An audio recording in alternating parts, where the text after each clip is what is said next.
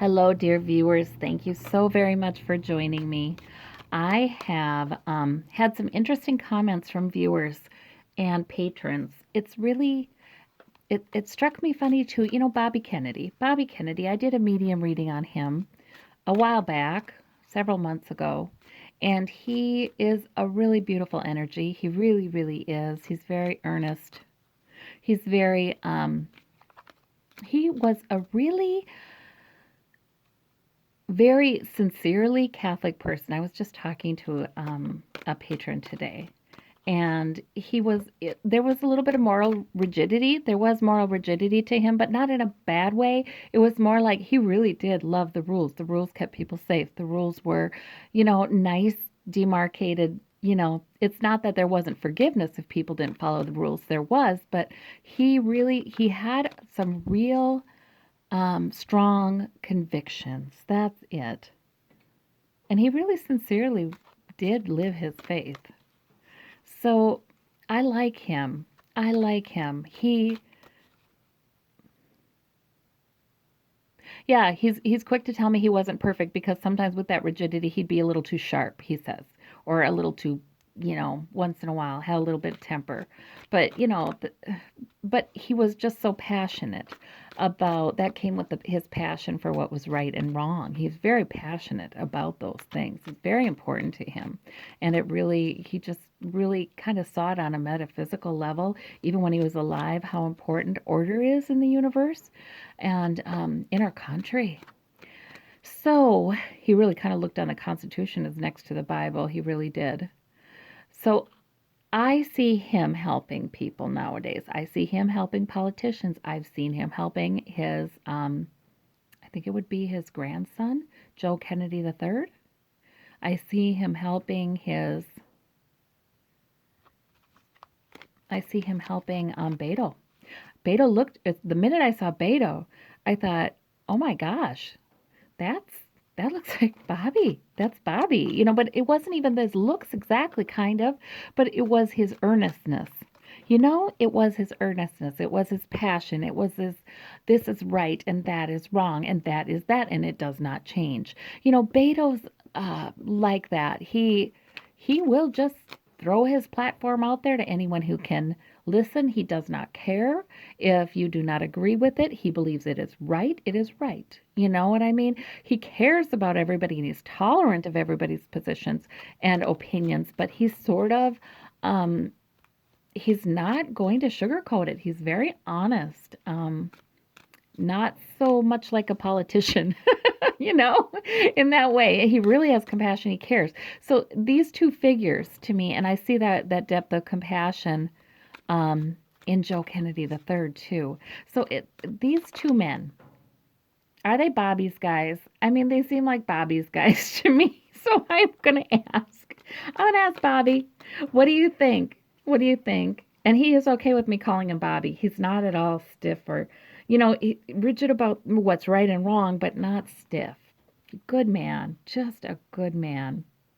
And he says, not perfect, not perfect. Don't let anyone think I was perfect. He wants you to know that you can be a very good person and still make mistakes. All right, so I'm asking you, Bobby Kennedy, what do you want us to know during this time? What are you working with your people to change? Okay, that's what I want to know. All right, and I'm going to do this reading on obstacle. The obstacle is what? What do you see as the obstacle, Bobby? What do you see as the problem? The problem. Okay, he really is worried about the international relations. Look at that. The world's in the hands. Two options. Looking out over the sea, but I think that Two of Wands. Yeah, I think that's something about people are confused. The politics has become confused. It's supposed to be one wand. It's supposed to be democracy. It's supposed to be the Constitution. And instead we have two here. And looking at the world and interactions with the world globally, economically, and with global corporations have really made people think there are two wants there. It's almost like capitalism and democracy. They're considered two options, and it's not that way. Capitalism is just fine. Nothing wrong with capitalism, he says. But what we are is a democracy, and that's gotten confused. And it's partly because of this global economy, the interrelatedness with capitalism with non-democratic nations. That's what it is. So it gets getting all messy. And he's saying that's why he thought the rules and the laws and the Constitution, that was so important. He's pretty rigid about it. It was protective, he says. Protective. Because he goes, that if people had been more rigid about following the Constitution, we wouldn't be in this mess. And he says it's a mess, but he says it's certainly not a permanent mess. It's just, there's been too much bleed over between capitalism and democracy, he says. He goes, people have become confused. Our core values as a nation are not necessarily simply about the markets. Internal influences. Okay, so what inside of the U.S. is creating this problem? He sees this aggression. He sees this aggressive discourse. He sees this sort of obsessed with the plan to make money. Um, the Knight of Swords is not.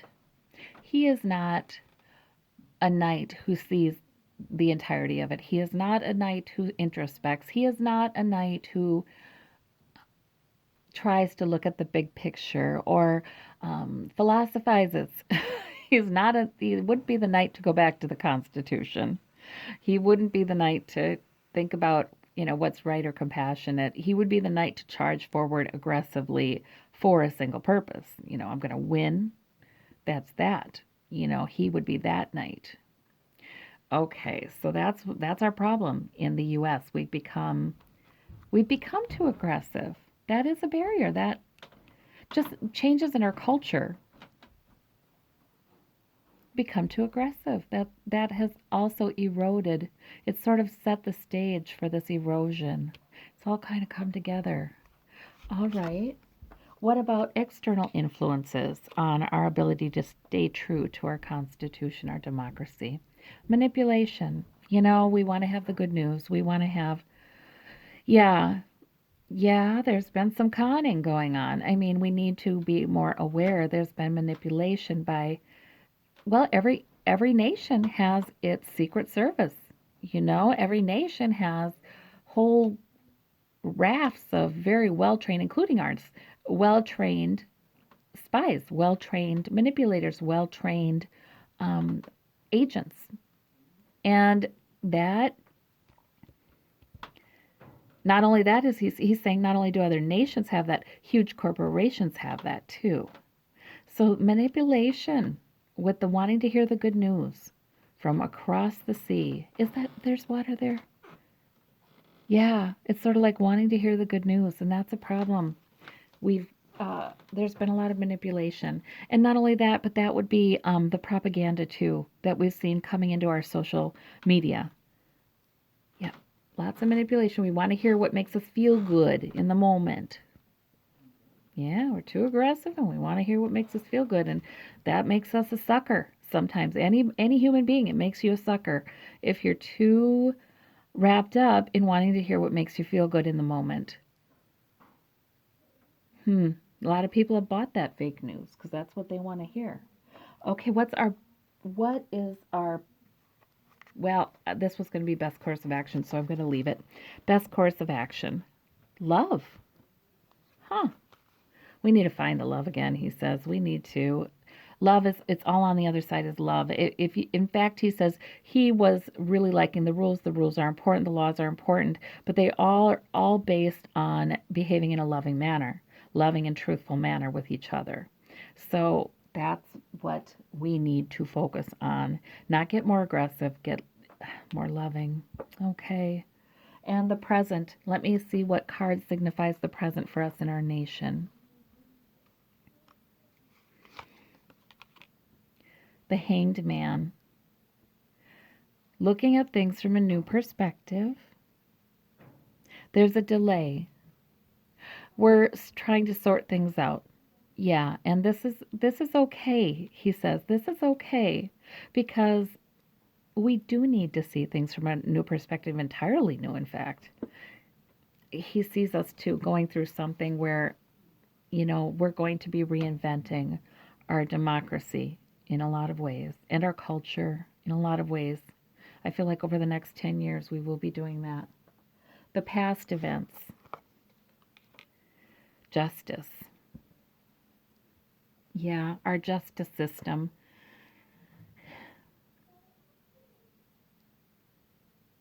Our justice system is strong. However, it's been infiltrated too with this aggression.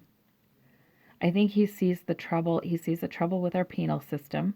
He sees the trouble with, the for-profit prisons.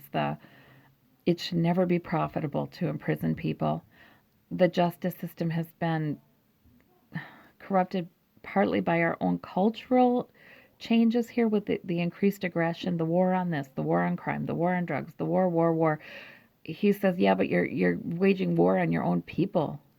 Come on. You're waging war on your own people, and usually people who don't have much money or opportunity.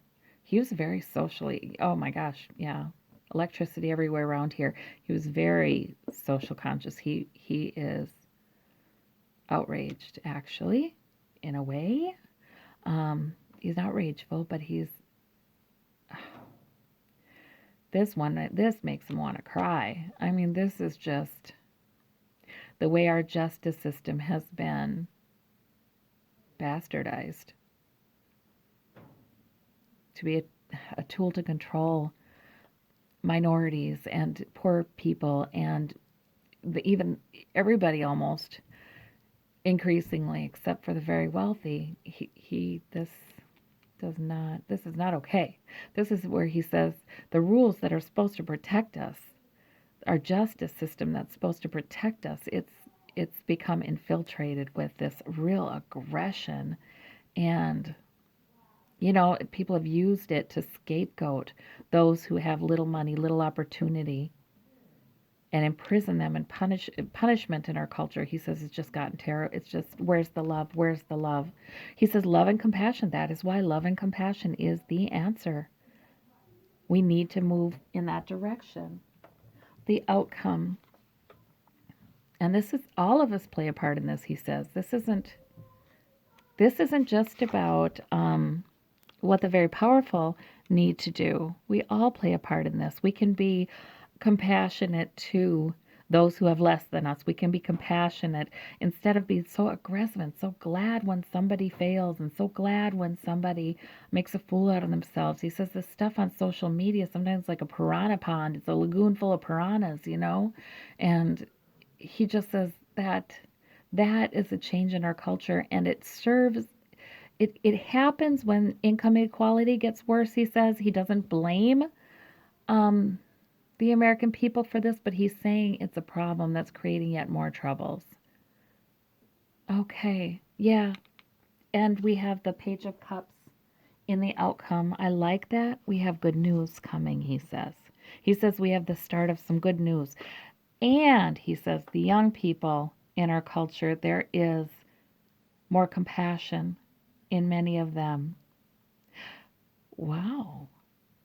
He says that's also something that comes out of income inequality. As more young people are struggling to do things like go to college, pay off their bills, they are finding themselves more frequently mistreated by our very government, the very government that's supposed to be helping them launch them, with the, yeah, for-profit colleges that are shams and little protections there, and little protections at the workplace too. There a lot of them are not making living wages, and there are no unions. Yeah, it's like all of those things that also kind of can beget some real aggression and scapegoating and placing blame elsewhere, can also bring a generation of more compassionate people, because they understand that it's not so very easy. You know, in the 1950s and 60s, if you were a white man, there were lots of employment opportunities. The money was good.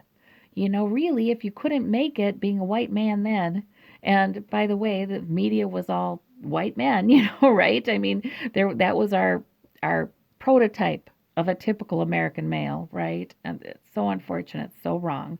But he says that was the narrative anyway, the dominant narrative at the time, that if you couldn't make it, there was something wrong with you. You were lazy, you were undisciplined, you were something there was wrong, you were doing something wrong. But this generation, he says, knows that you can do everything right and still struggle and still have a lot of troubles. So there's more compassion. And that's why he says there's more compassion for minorities, for people who, well, and minorities, I mean, they're going to be the majority numerically, but that's a political concept, of course. You know, the minority has less power. There's more compassion for them because we're all on this, you know, the young people feel like kind of they're all suffering some of the same issues, not all the same issues, but regardless of skin color or ethnicity, there are struggles for a lot of these young people. They're more empathetic. And he said that is going to usher, they look at the this harsh stuff here and go, what in the world is that? They don't identify with it. They don't, they feel, you know, that's why they say it's ironic, right? Um, this aggression, this machismo, this, they don't, mm, not cool anymore. So that is really interesting. We are heading into change. All right. It's sort of part of the cycle, he says.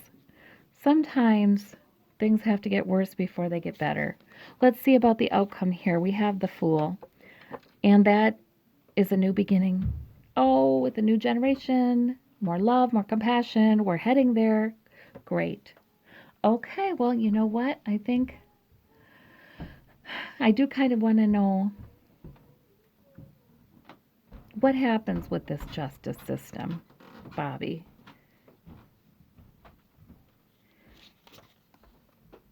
Ah, there again. Two of Wands. But this is in the position of past events. It's the past position. So yeah, it's been corrupted by capitalism. Capitalism, democracy, laws, profit laws. You know, it's all in there together, he says, and it's just you know, it's not, it's been corrupted. But if we get back to guiding principles, and love is at the bottom of them, you know, equality for all, right? Equal opportunity for all. This is based on love. So that's where he sees us heading, just getting a new beginning in the future. Okay, well, thank you so very much. And thank you, Bobby. Bye bye.